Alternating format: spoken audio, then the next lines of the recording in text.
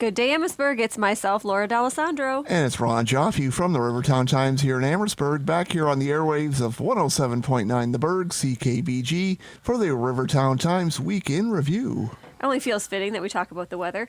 It's cold. Yeah, it's quite chilly out there, quite biting, I think, is a possible expression for it.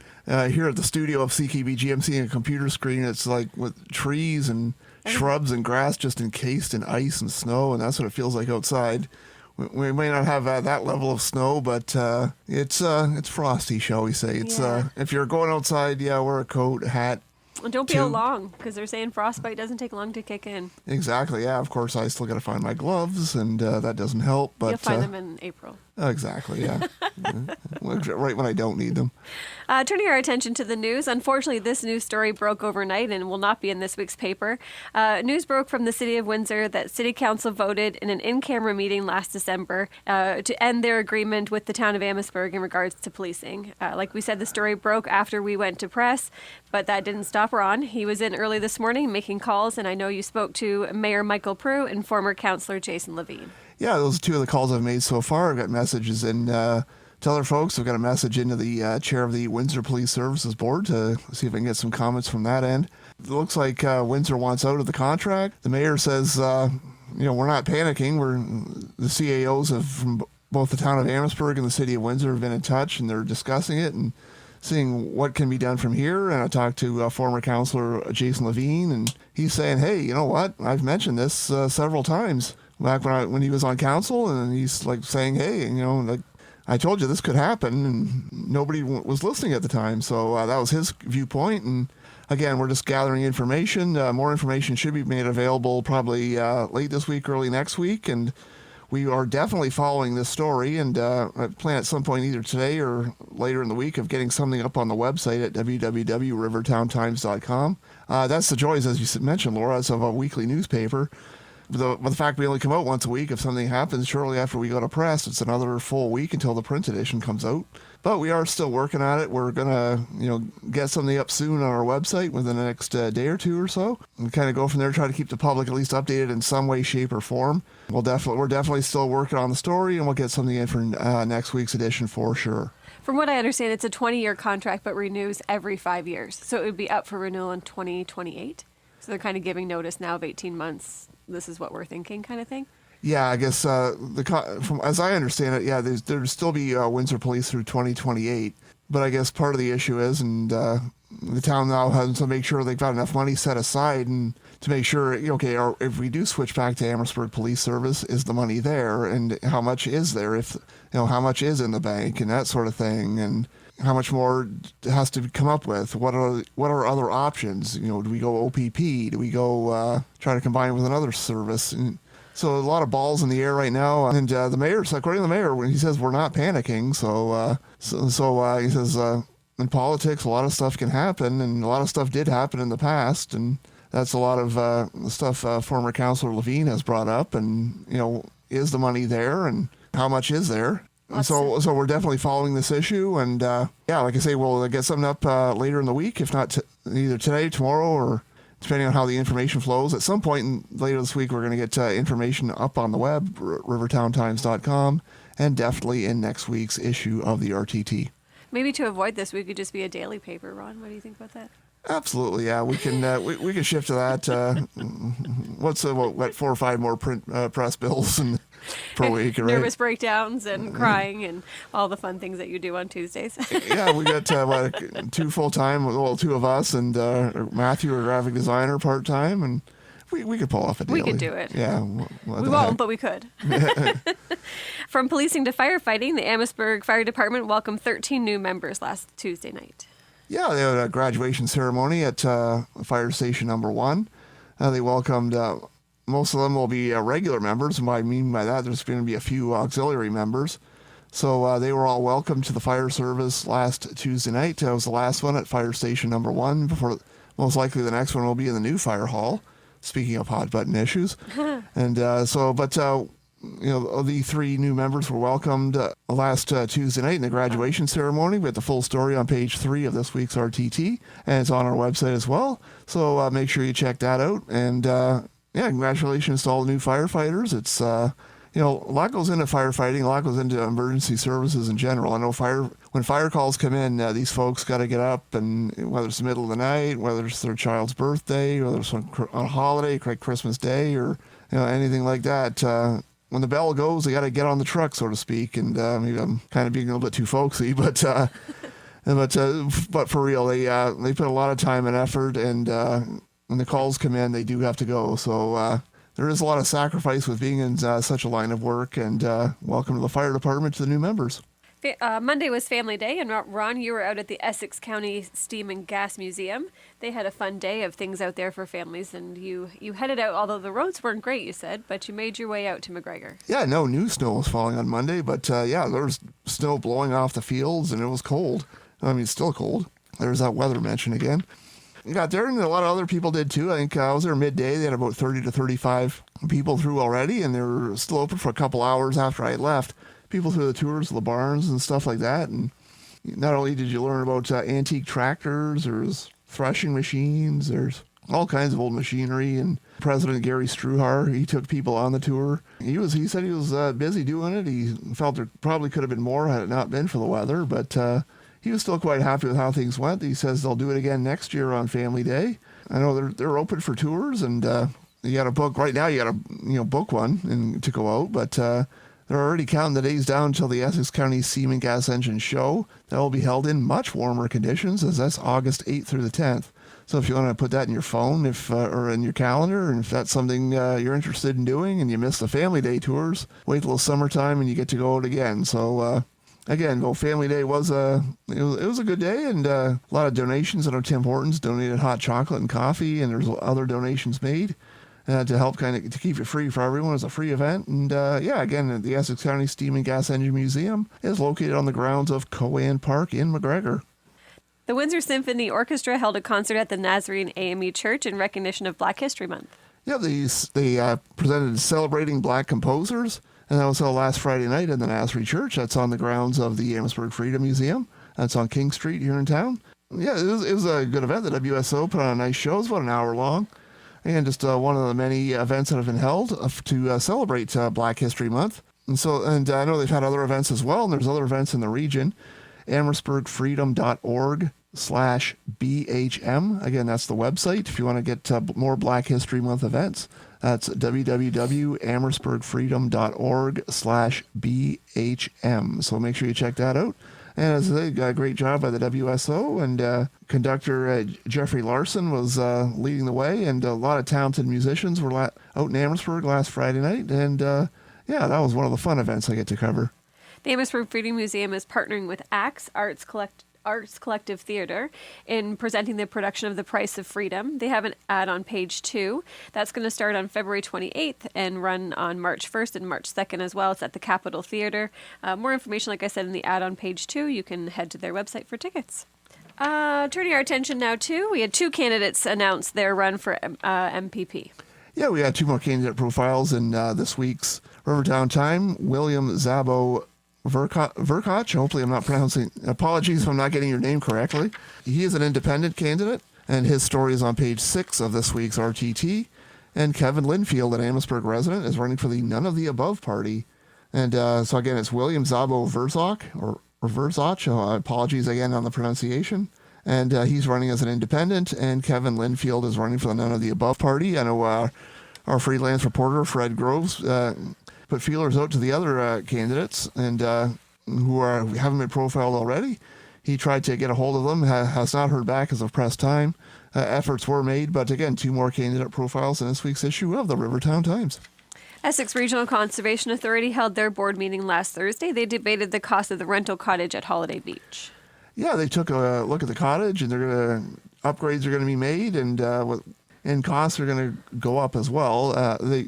The cabin is doing well, they report, but it could be doing better. And they're questioning whether they can even get even more rentals, get even more people out there to enjoy it. Close to the water down in Holiday Beach Conservation Area here in Amherstburg, just off County Road 50, making improvements down there to the cottage. Those should be done probably by springtime and for the 2025 season. And again, we got the story in this week's RTT, page 5.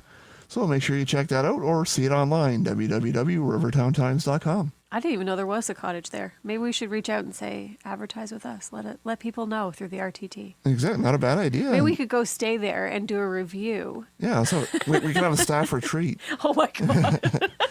That would be cozy. You could bring the popcorn. Exactly. I got enough of it at home, so. And your air fryer. Exactly, yeah. Turning our attention to sports now, the Admirals ended the season with an unfortunate loss on the road in Moortown last Saturday night. They finished 5th on the season, and playoffs start Wednesday in Wheatley. Their second playoff game will be Saturday at home at 7:30. Game 3 in Wheatley on Sunday. Game 4 at home on Tuesday at 7:30. And Game 5, if they need it, will be Wednesday in Wheatley. And Game 6, if needed, will be Saturday, March 1st, here at the Libro. And Game 7 would be the following day out in Wheatley. And again, it was a very tough schedule in terms of, I think I mentioned it last week, there was a 4-team log jam.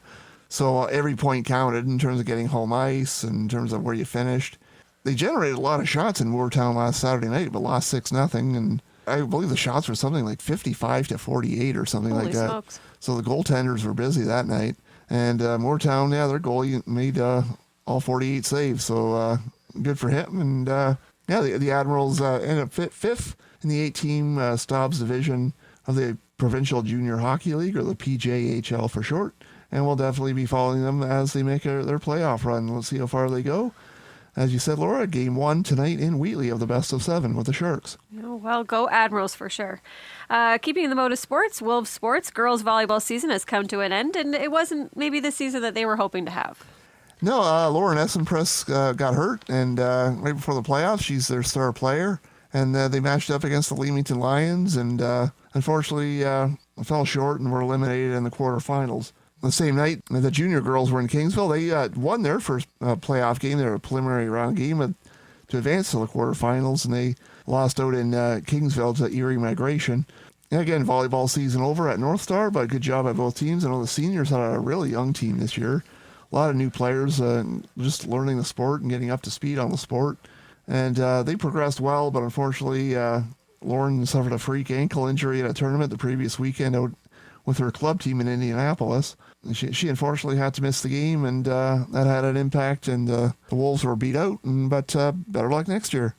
North Star Girls Hockey, they had a big overtime winner last Wednesday against La Jeunesse. They're hoping to keep that winning streak alive when they take to the ice on Thursday in semifinal action. Yeah, it was a 2-1 overtime win over La Jeunesse. Rhea Crawford with the game-winning goal. June Buckner had the other marker for the Wolves. The coaches were happy they won, but not happy about much else. A lot of the game, like specifically the first 2 periods, they didn't play up to snuff, and the coaches let them know that, and they had an improved effort in the third period. They were down actually 1-0 after 2. And that's when June Buckner scored early in the third to tie it at 1, and Rhea Crawford won it in overtime 3 minutes in. And they played tomorrow, Thursday at 2 o'clock, in WEXA semifinal action. That's at the Libro Center, free to attend. And right now, I don't know who they play. I think that's depending on some of the other quarterfinal action that goes later today. So we'll find out who they play, and we'll be out there to cover it. Again, 2 o'clock Thursday at the Libro Center. Boys hockey, they've wrapped their season with a playoff loss last night against Bell River. Yep, they fell 6-0 to the Nobles. They knew they were in tough. Bell River was the first place team. And again, it's one of those examples of, it's a young team and they're still learning the sport. They had a lot of grade 9 and 10 players this year. They showed some signs of progress throughout the season. And I think it sounds like they're going to get much of their team back for the 2025-26 WEXA hockey schedule. But unfortunately, the boys have been eliminated this year, and the girls are still alive, and they're looking to advance in tomorrow's game. Well, that's kind of a recap of the paper. I know there's lots of other little stories in there. I want to shout out my friend Stacey Davidson. She came in and was interviewed by Ron for her new book. You took in Grandparents' Day. I'll leave that one alone, although it seems the joke has written itself. That St. John the Baptist, you were out there with the kids on Grandparents' Day. None of them were my grandparents. I was not. It's all right, Ron. Okay, yeah, never mind. We know the joke. Exactly. I'll just kind of. There's lots of, like what we were saying was there's lots of other things in the paper. Be sure to pick up your copy today. We also have announcements in there from the River Canard Knights of Columbus, the Legion. They have a notice in there as well. Lots of things coming up. One thing that we wanted to highlight coming up this weekend is the coldest night of the year. That's going to be on Saturday. Yeah, so if you see a lot of walkers in the early evening leaving from the hub at the former St. Bernard School at 320 Richmond Street, if you see them walking, a lot of people in the same color of toque, specifically this year a blue toque. It's the coldest night of the year. It benefits the House Youth Center. The house is, of course, now located in the hub, as it's been for the last few years. And they're hoping to raise $50,000, and there's still time to register as a walker or register a team to walk. And there are 2 and 5K options, and you can go to www.cnoy.org/Amherstburg. And again, that's www.cnoy.org/Amherstburg. You can also make a donation through the website. They're looking to raise $50,000 this year. They were last I checked, they're about 49% of their goal. But don't worry if you're thinking, oh, that's a lot of money to raise before Saturday. And, well, it is, but they have until March 31st to actually raise the funding they're looking for. So if you miss the walk on Saturday evening, don't worry. There's still time to donate.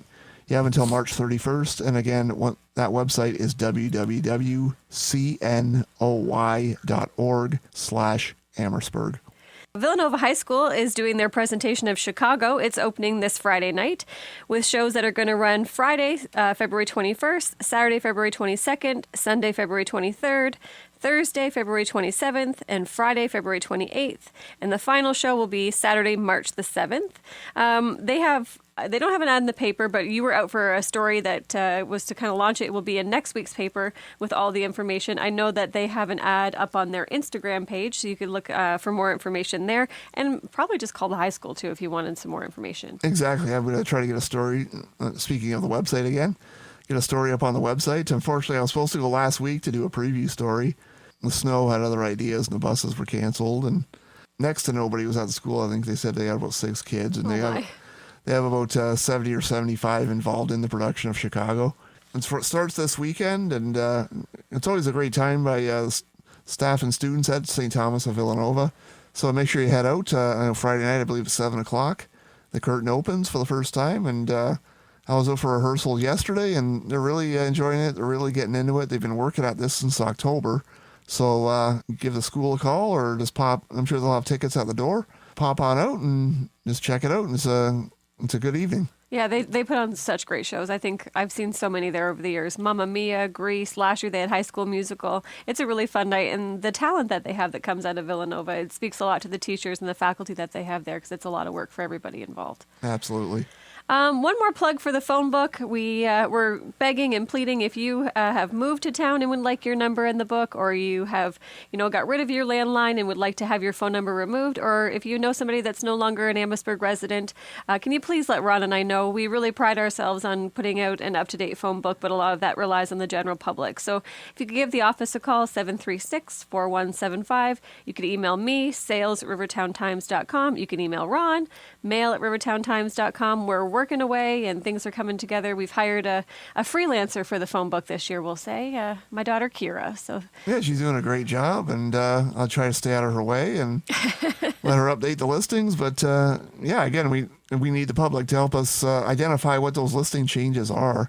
So like Laura said, if you've moved, if you want your name added, if you want your name deleted, or if you know of somebody who's not in Amherstburg or has passed away, and hey, you know what, that number shouldn't be in there anymore, give us a call or shoot us an email, let us know, and we can update the phone book accordingly. Yeah, we hope to have the phone book out mid-March, 1st of April for sure. So I think that's pretty much it. We are heading into a new month shortly. It'll be March, and we're going to do another St. Patrick's Day. We're going to do a special promo for that like we did for Valentine's Day and for the Super Bowl, so keep your eyes peeled to that. We'll have more information available in the next couple of weeks. Absolutely, yeah. So again, our drivers, Ken and Louise, are making their way around the community as we speak. They're dropping off the paper in newspaper boxes and in stores, and not just at Amherstburg, but Essex, Harrow, and LaSalle as well.